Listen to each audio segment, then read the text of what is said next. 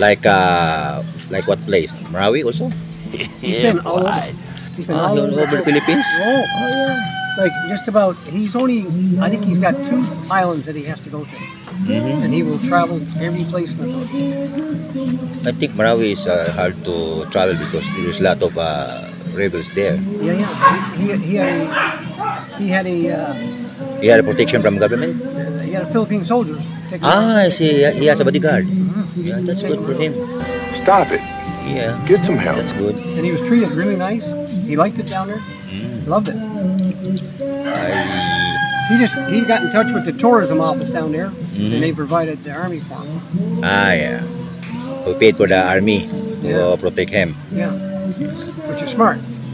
Yeah, this is the wisest thing he did.